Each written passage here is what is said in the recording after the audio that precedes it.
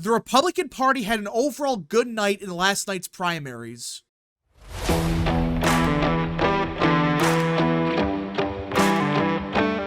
What is up, people of the internet? It is me, Real American, back in with a new video, and today it is time to do a post-mortem of last night's primaries because everyone, Republicans had a good night up and down the ballot last night. Now, was it perfect? No. There were some defeats that Republicans had. There were some rhinos that sadly won their primaries, but overall, especially compared to last week's primaries in Indiana, Republicans had some big wins in several contests, and you could even argue that on the Democrat side, there were some absolute embarrassments that actually benefit Republicans. Now, before we continue with today's video, I hope you enjoy these type of videos. If you do, smash the like button down below, subscribe, share with your friends, hit that little bell, follow the social media accounts in the description down below, and of course, join the channel today. Again, folks, all support is greatly appreciated. And, yeah.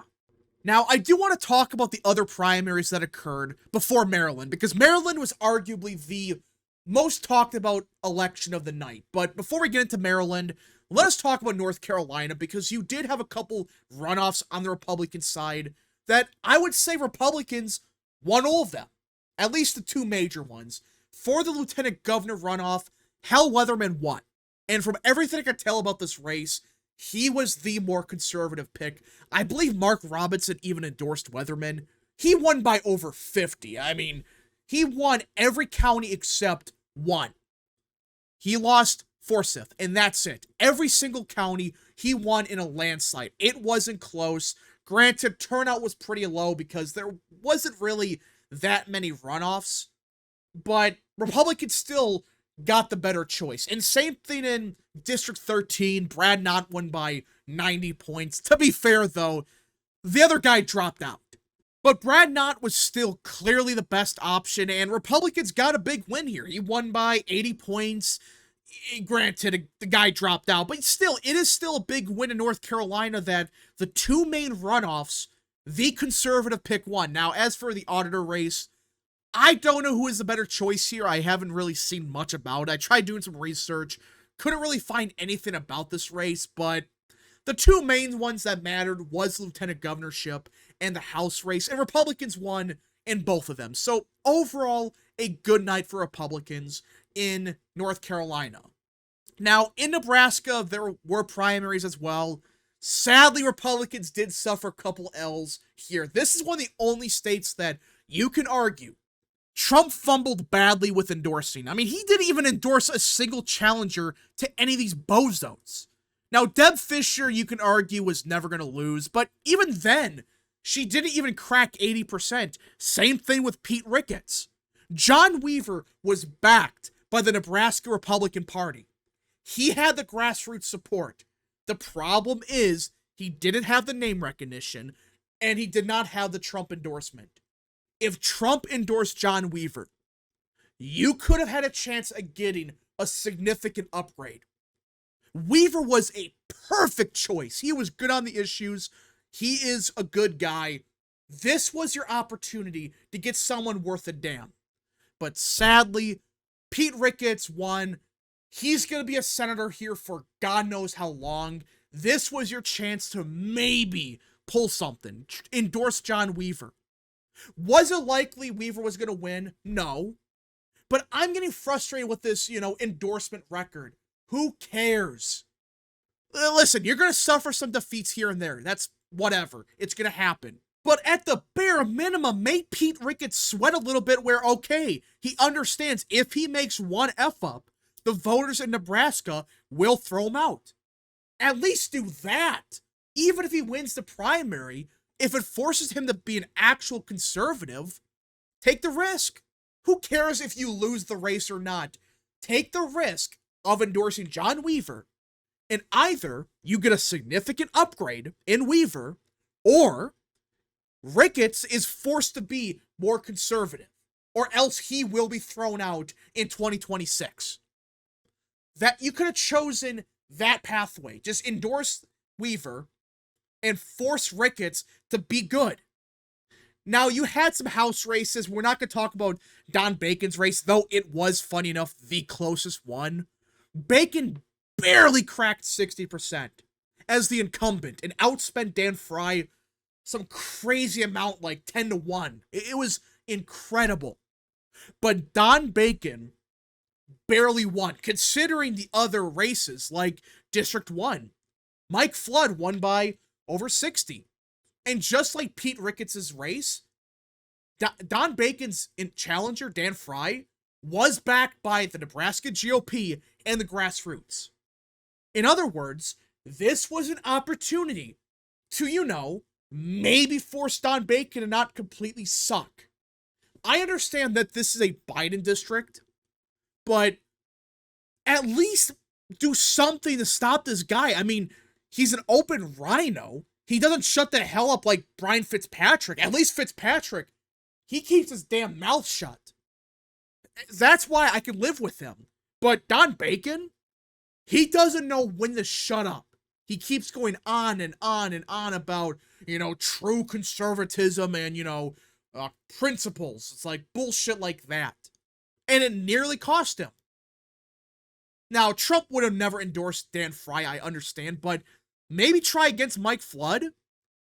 His challenger was not that serious, yet he only got 82%. Adrian Smith is the best one, but that's not really saying much. You had an opportunity in District 1, even District 2, hell, the Senate races to maybe try to get some upgrades, especially with the Nebraska GOP endorsing challengers. But sadly, that's not what happened. Was it likely to beat any of them? No. But it still sucks to see Ricketts win. Sucks that Deb Fischer won. Mike Flood won. Hell, Don Bacon won, but he won by not a lot compared to other primaries. It was an L in Nebraska, but we were expecting that. I was just hoping that maybe something could have happened where Pete Ricketts lost by some miracle, but sadly, it wasn't meant to be. Now, those are the two races that, people were talking about, but they weren't the main states of last night. West Virginia was obviously one of the bigger states. And immediately you notice something on the Democrat side. Biden got 70% of the vote. 70. I understand that you have ancestral Democrats. I understand that. That they're going to vote for someone like Jason Palmer as a protest vote. But at the same time, the same people on Twitter that claim Trump getting 88% of the vote in West Virginia isn't good enough. Trump getting, 80% in Nebraska, that's not good enough. Trump getting only 80% in Maryland, that's not good enough. But Biden, who's the incumbent, mind you, going against no names. Like, at least Dean Phillips, I don't think was even on the ballot. Actually, he was. He actually got 7.5% of the vote. But Jason Palmer, no one knows who the hell this guy is. Yet the anti-Biden vote crossed almost 30% of the vote. So somehow, that's not a problem. That's not bad news for Biden. But Trump getting 88% of the vote, despite Nikki Haley being a serious challenger, and Dean Phillips, you can argue, maybe is or was that challenger, but you can argue that all you want, but Nikki Haley for sure was a serious challenger to Trump. And Trump still got 88% of the vote, cracked 80% in Nebraska, and 80% in Maryland. Hell, even in Maryland, Biden only got 86% of the vote. So, if Trump had a bad night, which he didn't, then Biden, being the incumbent, had a worse night. But these people are not going to say that. They're going to say only Trump had a bad night overall. But that's a quick tangent. Biden did horrific in West Virginia. Not or barely cracking 70% of the vote. Hell, he didn't even get 50% in places like Wyoming County, places like Clay, Webster, Wirt, Mingo. But that's not what people were talking about last night. People are talking about the Senate race. And Jim Justice won. I was rooting for Alex Mooney. He was never going to win, sadly, because Justice had the Trump endorsement. He had the name recognition. He was going to win. So Justice won with 62% of the vote. It is an L that Justice won, but he is an upgrade over Joe Manchin, who's a Democrat, but at the same time, I wanted more. I wanted Mooney. I did not want Jim Justice. Like, Jim Justice was going to beat Joe Manchin. He had a 100% chance of beating Manchin. That was the argument used by many people. But Manchin ain't running. So why wouldn't you want Alex Mooney, the more conservative pick, in a deep red state? Why? This was one of the other L's of last night, but outside of that, West Virginia had a pretty good night up and down the ballot. The governorship, we got a big upgrade in Patrick Morrisey. Now, he won because the vote was split, but he still won. One of the rare times where the vote splitting doesn't hurt the MAGA candidate. It hurt the establishment pick in More Capito. If it wasn't for that, that bozo would have won. And he would have been one of the worst Republican governors in the country. But thankfully, Patrick Morrisey, who is way better than Jim Justice, by the way, won.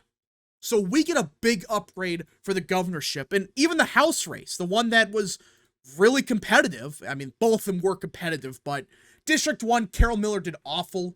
Despite being the incumbent, she got 63% of the vote. If Trump got involved here, maybe Derek Evans could have won, but it was still a good try by Evans. Got 37% of the vote, nearly took out Miller. The big race was District 2, and this was Alex Mooney's former seat. This was a huge upgrade. Riley Moore might be the J.D. Vance of the House. I know that sounds crazy, but Riley Moore is identical to J.D. Vance, it appears. From everything I know about the guy, he is J.D. Vance, but in West Virginia. He is very good on the issues. He won by 25 points. He is going to be a significant upgrade over Mooney. And Mooney was a very good Republican. Was he perfect? No. But there's a chance that we do get that near perfect Republican in the House. And that's Riley Moore. He won by 25. He is going to be a great congressman. So West Virginia, yeah, you had a couple L's here and there, you know, especially with the Senate race and kind of the Attorney General seat, but you did get some big wins for the governorship and the House. So it wasn't a terrible night in West Virginia. In fact, Republicans had some pretty big wins in the House and the governorship. Yeah, you took the L in the Senate, but maybe Jim Justice is better than expected. It is possible maybe he's going to be a Tommy Tuberville type that many people think is a rhino, but then turns out, oh wait, he's actually pretty good. But I am going to argue that this wasn't the biggest win of the night for Republicans. And I know that sounds crazy, like, we got a good governor, we got a good congressman. What could be better than that? Well, what happened in Maryland. And it wasn't necessarily anything on the Republican side that was huge. Like, yeah, Larry Hogan won by a lot. He won by 32. He was going to win that race, at least on the primary, no matter what. That was obvious. That's not what people are talking about. It's what happened on the Democrat side. Now, this might be one of the most pathetic defeats I've ever seen. David Trone, for those that don't know, spent like $55 million of his own money on this race. To give you context on how insane that is, Biden has spent like $55 million in total this year. Yeah, so he spent about the same as Biden everywhere in just one state. So how the hell did he lose? Not by a point, but he lost by double digits. It might get worse, because there are some votes outstanding that should be favorable for Ulster Brooks. Either way, it doesn't matter what the final result is. He got crushed. He spent $55 million and he got walloped. Now, Ulster Brooks, she ran a good campaign, especially at the end. Her campaign surged, and that's why she won. Plus, David Trone couldn't shut the hell up. He said some dumb stuff at a committee hearing, and that killed his chances. But the fact he spent that much money trying to buy an election, like he tried. He tried to buy this seat, and it failed so miserably, is hilarious. And now, we have what could very well be one of the most competitive Senate races this year. Is Hogan the favorite? No. But Trone, in my opinion, was the safer pick for Democrats. Yeah, he said some very dumb stuff. But at least he can self-fund. He can spend a lot of money in Maryland. But now, Democrats, and even though they're the clear favorites, they're going to have to spend money here. Because if you don't, you run the risk of Larry Hogan, who is a former governor. This isn't just some random nobody. He's a former governor that had like a 70% approval rating, still does. He's very well liked, who could possibly win. Especially after Democrats had a very disastrous primary because their frontrunner, David Trone, went down in flames. It was super competitive. They spent tens of millions of dollars against each other. And now they're going against Larry Hogan, who really didn't have any challenger. I know people are going to say, oh, Robin Thicke got 30%. Whoop-de-doo. This is just the Trump voter that doesn't like Hogan, but they're going to vote for the guy over Brooks. They're just saying, not enthusiastic, but you know what? I'll vote for him. This was a funny result. I cannot believe that Trone lost by this much. I thought he was going to win or maybe lose by like a point, but never did I think he was going to lose by 12. Yet that's what happened here. Anyways, folks, thank you so much for watching. If you guys did enjoy this video, smash the like button down below, subscribe, share with your friends, hit that little bell, follow the social media accounts in the description down below, and of course, join the channel today. Godspeed to all of you.